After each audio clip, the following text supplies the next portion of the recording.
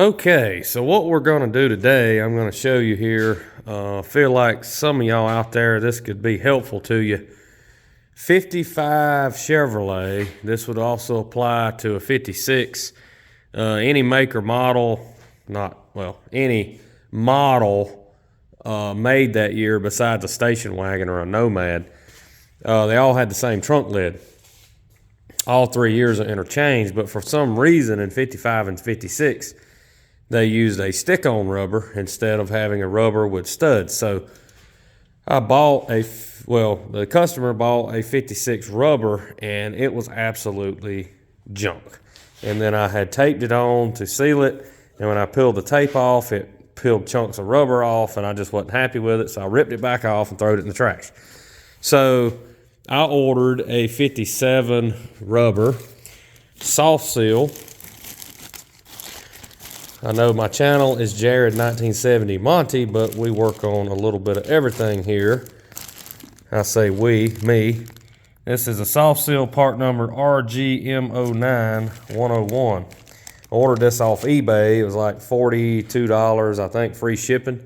It's a real good quality made rubber. It's not too thick, but it is a wider rubber, which will cover up all of this ugliness that I did with the previous rubber.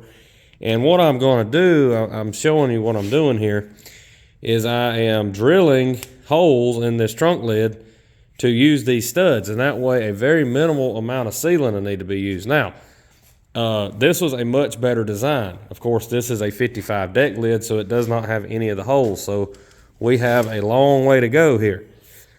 But what I will probably do, I'm putting this video together as we speak. And I'm going to drill, and what you do basically is you follow the edge of the trunk lid and then just kind of see where that stud for the rubber, the little punch clip, goes. And then you want to take a drill and drill a hole. I'm using this drill bit here, which corresponds to the 11/64 drill bit. So far I've had good luck using 11/64 size drill bit. And you want to keep some air around here to blow your metal shavings away, because this is all a painted deck lid. You don't want metal shavings falling off down in here. Just blow the metal shavings away and then punch one at a time. What I use here is I found this extension, 1/2-inch drive extension.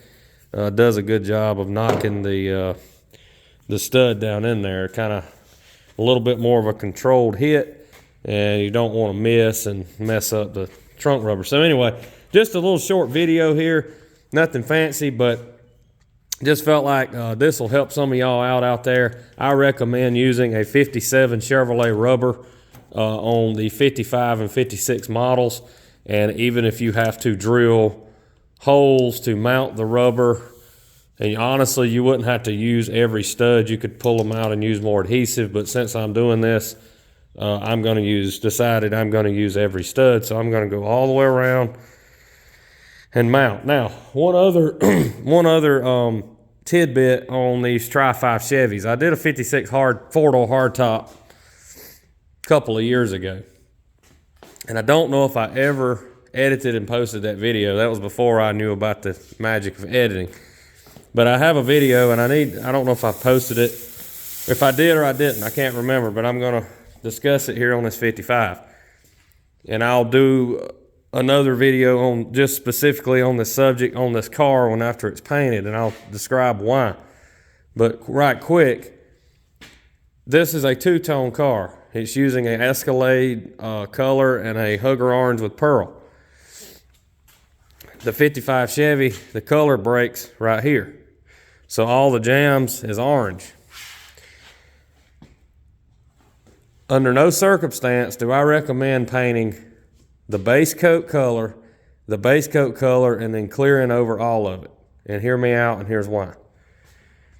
This tape is good, but this tape is not that good. None of it is. When you make a tape line here, and you base coat, and then you tape off, and then you base coat.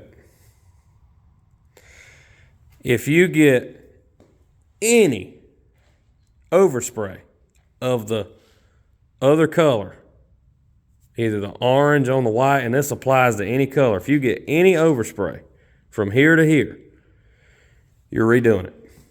You can't simply take lacquer thinner or prep solve and wipe the overspray off or sand the overspray, especially on these pearl colors. If you had a very light spot, you could hit it with some 600 and probably take care of it. So my recommendation and what I do, I will paint this car white first, or I've already got the roof painted.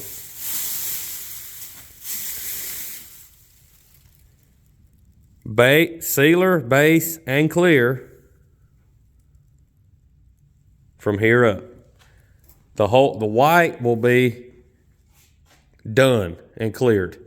That way, when the tape line is made, if I fudge something up and get orange on the white, all you do is wet sand it, get rid of the orange back down to the white, and you're back down to the clear coat that you sprayed here.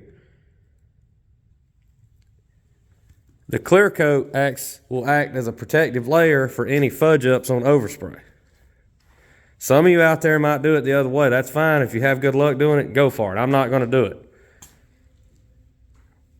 Base clear, mask off, base clear. There will be a harder edge of a paint line here under the chrome. That is absolutely no problem. You can slightly overlap the second coat of color and you can eliminate such a hard edge, and it's totally sealed and it's under the chrome.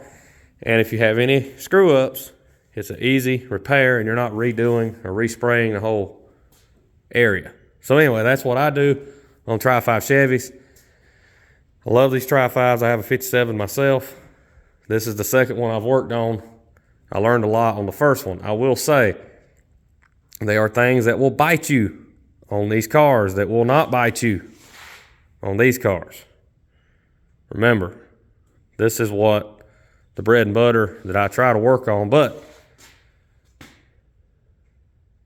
paying customers, I work on them all. 55 to 72, pretty much anything I'm game for. So, one more mention on the trunk lid. Again, holes drilled around, but just a couple of pointers on these Tri-5 Chevys. As we end the video, thanks for watching. If you haven't subscribed to my channel, please do so. It's grown very well. Share these videos. Do a lot of car shows, swap meets, drag races, restoration. If you need anything done, you can reach out. With that being said, we'll see you next time. I'll give you a look around the 55 here.